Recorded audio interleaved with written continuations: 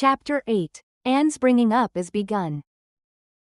For reasons best known to herself, Marilla did not tell Anne that she was to stay at Green Gables until the next afternoon. During the forenoon she kept the child busy with various tasks, and watched over her with a keen eye while she did them. By noon she had concluded that Anne was smart and obedient, willing to work and quick to learn. Her most serious shortcoming seemed to be a tendency to fall into daydreams in the middle of a task, and forget all about it until such time as she was sharply recalled to earth by a reprimand or a catastrophe. When Anne had finished washing the dinner dishes, she suddenly confronted Marilla with the air and expression of one desperately determined to learn the worst. Her thin little body trembled from head to foot. Her face flushed and her eyes dilated until they were almost black.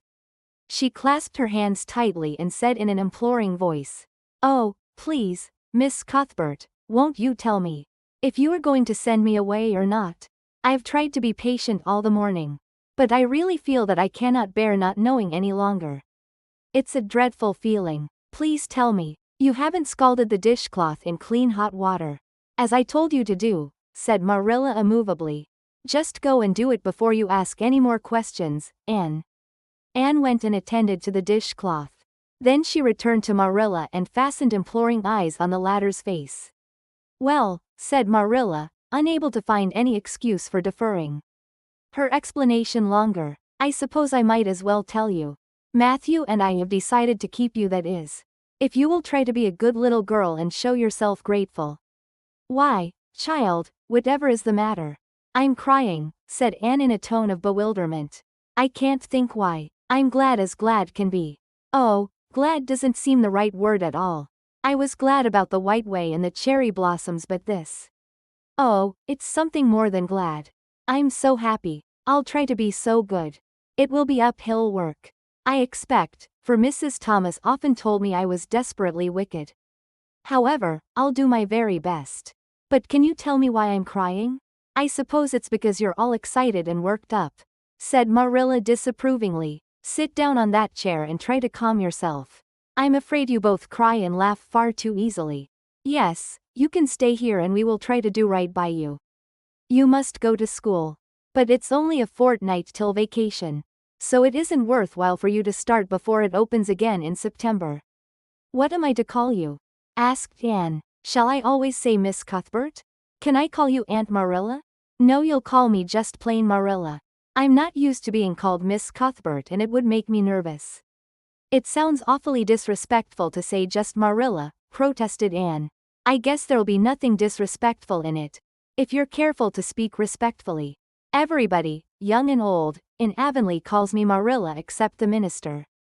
He says Miss Cuthbert when he thinks of it." "I'd love to call you Aunt Marilla," said Anne wistfully. "I've never had an aunt or any relation at all, not even a grandmother. It would make me feel as if I really belonged to you." "Can't I call you Aunt Marilla?" "No, I'm not your aunt and I don't believe in calling people names that don't belong to them. But we could imagine you were my aunt."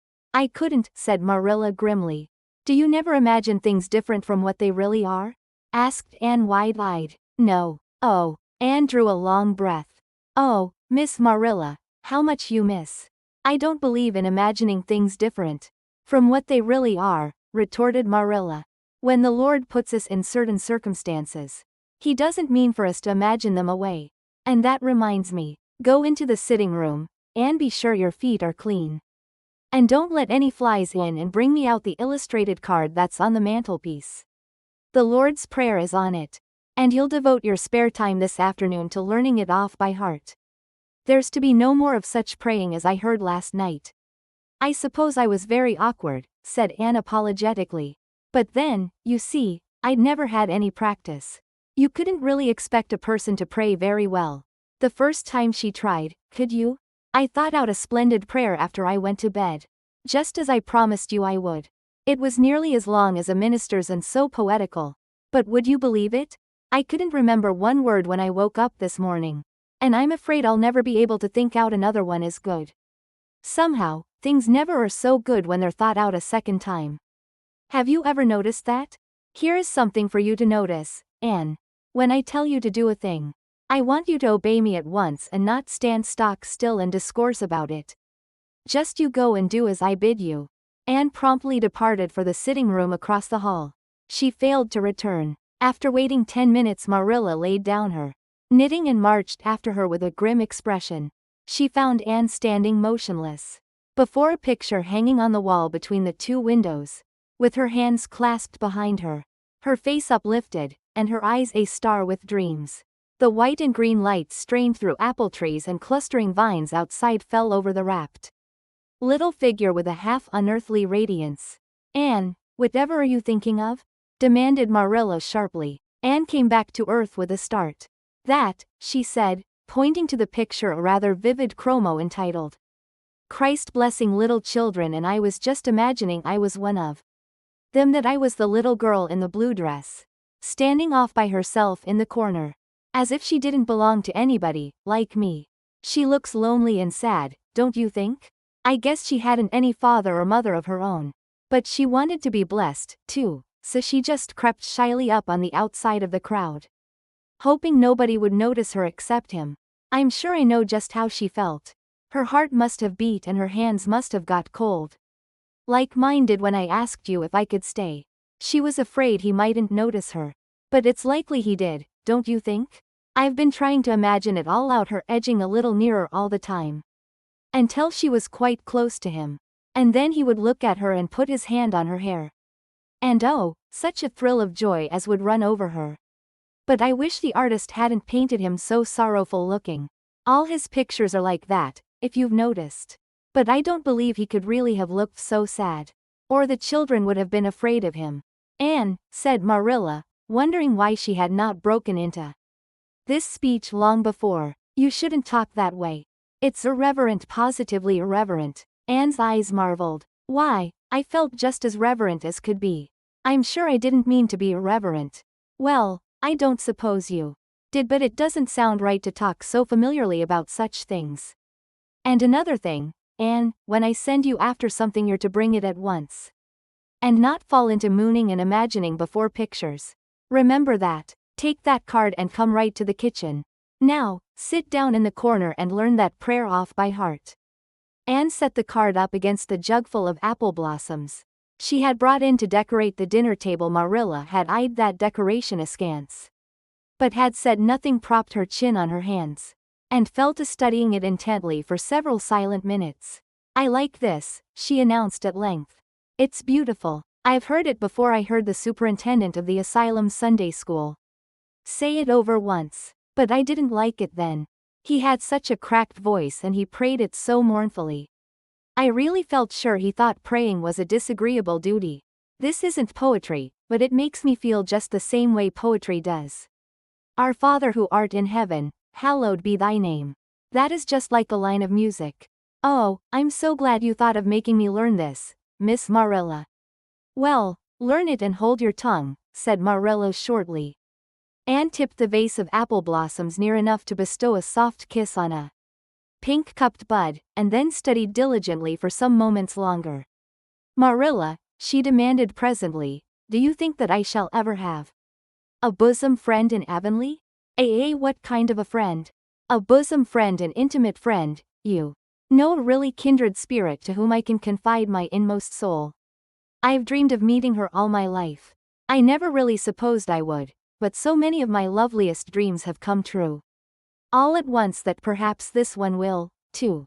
Do you think it's possible? Diana Barry lives over at Orchard Slope and she's about your age. She's a very nice little girl. And perhaps she will be a playmate for you when she comes home. She's visiting her aunt over at Carmody just now. You'll have to be careful how you behave yourself, though. Mrs. Barry is a very particular woman. She won't let Diana play with any little girl who isn't nice and good." Anne looked at Marilla through the apple blossoms, her eyes aglow with interest. "What is Diana like? Her hair isn't red, is it?" "Oh, I hope not. It's bad enough to have red hair myself. But I positively couldn't endure it in a bosom friend. Diana is a very pretty little girl. She has black eyes and hair and rosy cheeks. And she is good and smart, which is better than being pretty." Marilla was as fond of morals as the Duchess in Wonderland. and was firmly convinced that one should be tacked on to every remark made to a child who was being brought up. But Anne waved the moral inconsequently aside, and seized only on the delightful possibilities before it. Oh, I'm so glad she's pretty. Next to being beautiful oneself, and that's impossible in my case, it would be best to have a beautiful bosom friend. When I lived with Mrs. Thomas, she had a bookcase in her sitting room with glass doors. There weren't any books in it. Mrs. Thomas kept her best china and her preserves there when she had any preserves to keep. One of the doors was broken. Mr. Thomas smashed it one night when he was slightly intoxicated. But the other was whole, and I used to pretend that my reflection in it was another little girl who lived in it. I called her Katie Maurice, and we were very intimate. I used to talk to her by the hour, especially on Sunday, and tell her everything. Katie was the comfort and consolation of my life. We used to pretend that the bookcase was enchanted, and that if I only knew the spell I could open the door and step right into the room where Katie Maurice lived, instead of into Mrs. Thomas's shelves of preserves and china. And then Katie Maurice would have taken me by the hand and led me out into a wonderful place, all flowers and sunshine and fairies, and we would have lived there happy forever after. When I went to live with Mrs. Hammond, it just broke my heart to leave Katie Maurice. She felt it dreadfully, too, I know she did, for she was crying when she kissed me goodbye through the bookcase door. There was no bookcase at Mrs. Hammond's, but just up the river a little way from the house there was a long green little valley, and the loveliest echo lived there. It echoed back every word you said, even if you didn't talk a bit loud. So I imagined that it was a little girl called Violetta. And we were great friends, and I loved her almost as well as I loved Katie Maurice. Not quite, but almost, you know. The night before I went to the asylum I said goodbye to Violetta, and oh, her goodbye came back to me in such sad, sad tones. I had become so attached to her that I hadn't the heart to imagine a bosom friend at the asylum, even if there had been any scope for imagination there. I think it's just as well there wasn't, said Marilla dryly. I don't approve of such goings-on. You seem to half believe your own imaginations. It will be well for you to have a real live friend to put such nonsense out of your head. But don't let Mrs. Barry hear you talking about your Katie Maurices and your Violettas, or she'll think you tell stories.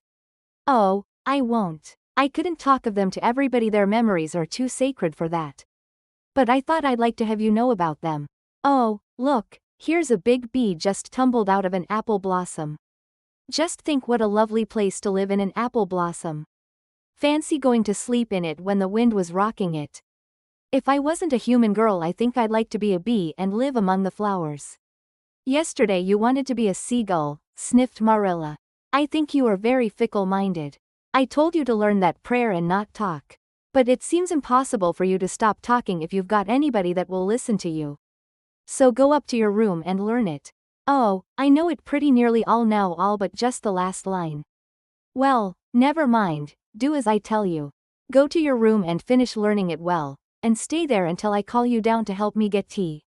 Can I take the apple blossoms with me for company? Pleaded Anne. No, you don't want your room cluttered up with flowers. You should have left them on the tree in the first place. I did feel a little that way, too, said Anne. I kind of felt I shouldn't shorten their lovely lives by picking them. I wouldn't want to be picked if I were an apple blossom. But the temptation was irresistible. What do you do when you meet with an irresistible temptation? Anne, did you hear me tell you to go to your room? Anne sighed, retreated to the east gable, and sat down in a chair by the window. There, I know this prayer. I learned that last sentence coming upstairs. Now I'm going to imagine things into this room so that they'll always stay imagined. The floor is covered with a white velvet carpet with pink roses all over it, and there are pink silk curtains at the windows. The walls are hung with gold and silver brocade tapestry. The furniture is mahogany. I never saw any mahogany, but it does sound so luxurious. This is a couch all heaped with gorgeous silken cushions, pink and blue and crimson and gold, and I am reclining gracefully on it. I can see my reflection in that splendid big mirror hanging on the wall. I am tall and regal, clad in a gown of trailing white lace, with a pearl cross on my breast and pearls in my hair. My hair is of midnight darkness and my skin is a clear ivory pallor. My name is the Lady Cordelia Fitzgerald. No, it isn't. I can't make that seem real. She danced up to the little looking-glass and peered into it. Her pointed freckled face and solemn gray eyes peered back at her. "You're only Anne of Green Gables," she said earnestly. "And I see you, just as you are looking now, whenever I try to imagine I'm the Lady Cordelia. But it's a million times nicer to be Anne of Green Gables than Anne of Nowhere in particular, isn't it?" She bent forward, kissed her reflection affectionately, and betook herself to the open window. "Dear Snow Queen, good afternoon. And good afternoon, dear birches down in the hollow. And good afternoon, dear gray house up on the hill. I wonder if Diana is to be my bosom friend. I hope she will, and I shall love her very much. But I must never quite forget Katie Maurice and Violetta. They would feel so hurt if I did, and I'd hate to hurt anybody's feelings, even a little bookcase girl's or a little echo girl's. I must be careful to remember them and send them a kiss every day." Anne blew a couple of airy kisses from her fingertips past the cherry blossoms and then, with her chin in her hands, drifted luxuriously out on a sea of daydreams.